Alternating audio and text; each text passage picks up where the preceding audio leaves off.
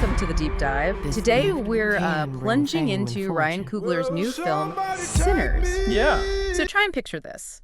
It's the 1930s Mississippi Delta. You've got this atmosphere thick with blues, music, history. Right, all those kind of untold stories in the air. Exactly. And then imagine something. Well, supernatural touches down in that landscape. Mm-hmm. And Sinners, from what our sources tell us, is exactly that, a blues-infused thriller. Set right there, yeah. Yeah, right in that backdrop. It follows these World War I vet twins, Smoke and Stack. They've been working for Capone, apparently. Oh, interesting detail. Yeah, and they come back home. Plan is, open a juke joint, get their cousin Sammy, who's a musician, to play there. Sounds like a plan, but... But they run into trouble.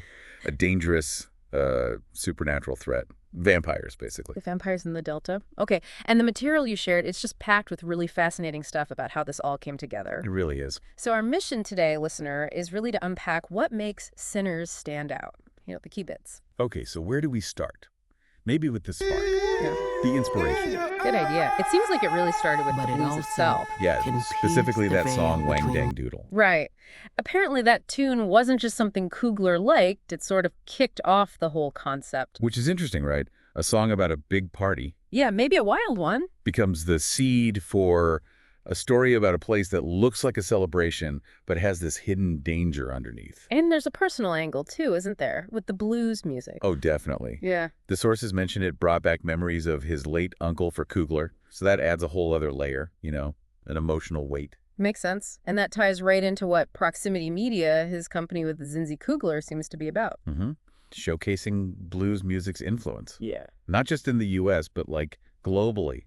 How's foundational? So Sinners isn't just a vampire flick. It's digging into this major musical heritage. Exactly. Within that specific time, that specific place. Yeah. Which, speaking of getting things done, the production timeline on this was apparently wild. You're telling me 3 months from pitching the idea to actually starting filming. That's incredibly fast in filming. Listen here, this ain't no house party. Suggests he had to lean heavily on his core team. Yeah, the people he always works with. Autumn Durald Arkapaw doing cinematography. Ludwig Göransson for the score, of course. Of course. Ruthie Carter on costumes, Hannah Beachler on production design. The usual suspects, in the best way. It shows incredible trust. He called it like a home-cooked meal with trusted cooks. I like that analogy. Yeah, it suggests they just get each other. They can just jump in and do it. And instead of spending ages on, you know, digital previs, mapping every shot out on computers, Right. They went old school. Sidney Lumet-style rehearsals. On the actual set. Getting the actors in the space, feeling it out. Yeah, letting them soak it up. Which probably helped make that fast schedule even possible. We'd think so. It grounds everything, right? Yeah. Even the more fantastical bits we mentioned. Okay, so speaking of those bits, let's talk more about the music. Because it's not just background, is it? No, definitely not. The sources really stress how it's woven into the story. There's that scene you pointed out. Ah, yeah. Where Sammy's music supposedly pierces the veil between life and death. Wow, that's quite a Y'all ready to description. drink? And get this, Ludwig Göransson and his wife Serena, they actually wrote and performed the music for that specific scene live on the set. Dive while filming. Yeah, imagine that. So the music the characters are hearing, the actors are reacting to, Yeah. it's happening right there. Blurs the lines for us watching too. That really underlines how powerful the music is supposed to be in this world. Totally. Okay, so let's circle back to Proximity Media's mission for a second. Right, telling those overlooked stories. And setting this in 1932 Delta, Mississippi feels, well, perfect for that.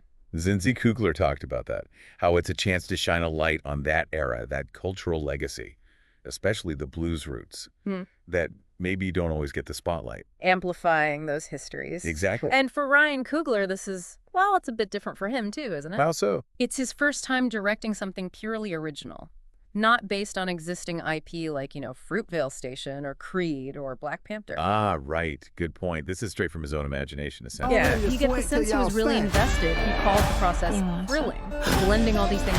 He loves history, the keep supernatural dancing music. Into one project, his own thing. Right. Okay, let's tackle the vampires then, because it sounds like they're not quite what you might expect either.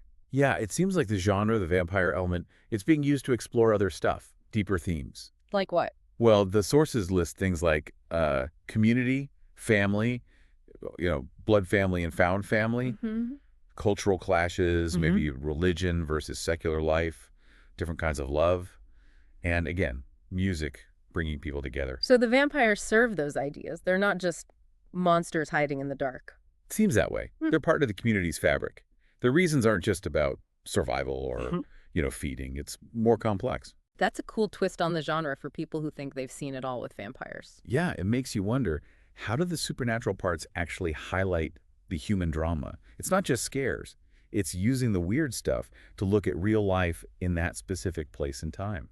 Interesting. And none of this, especially that rapid devil. production, could have happened without boy. the team at You gonna bite Proximity, off right? more than you can Partnership chew. there. Absolutely. Frank Coogler gave a lot of credit to Zinzi and Sevohanian, said they provided essential accountability, keeping things on track under pressure. Sounds crucial for that kind of schedule. And Zinzi was apparently way ahead of the game, locking down key crew members really early on. Smart, proactive. Yeah. And Sevohanian talked about their shared drive, this unrelenting optimism, he called it, for tackling tough stories. You can feel that energy, that trust must have been vital. Definitely. It seems like each partner really brought their strengths, creating this space where Coogler's pretty ambitious vision could actually happen, and happen fast. Okay, so let's try and pull this all together then. Sinners looks like it's shaping up to be, well, pretty unique. This blend of blues culture, the supernatural thriller aspect, but also something deeply personal for Coogler. And all driven by that collaborative spirit at Proximity, wanting to tell these often hidden stories. Right. It's not just genre fun, though it probably has that too. It's using that vampire framework to dig into bigger ideas about community, family, culture. Conflict, love, music, all against that really specific, evocative 1930s Delta background. It's a fantastic picture you've painted for us, and it kind of leaves me thinking. A final thought for you, our listener. Go on. Think about music in your own life. Does it ever feel like it bridges gaps, connects different feelings, maybe different worlds even? What kind of veils could the music you love pierce through? That's a good question. Something to ponder. Yeah. Definitely encourage everyone to look out for more on Sinners and maybe dig into that whole 1930s Mississippi Delta blues scene. It's fascinating stuff. Yeah. Rich history there. Well, thanks for taking this deep dive with us today. My pleasure.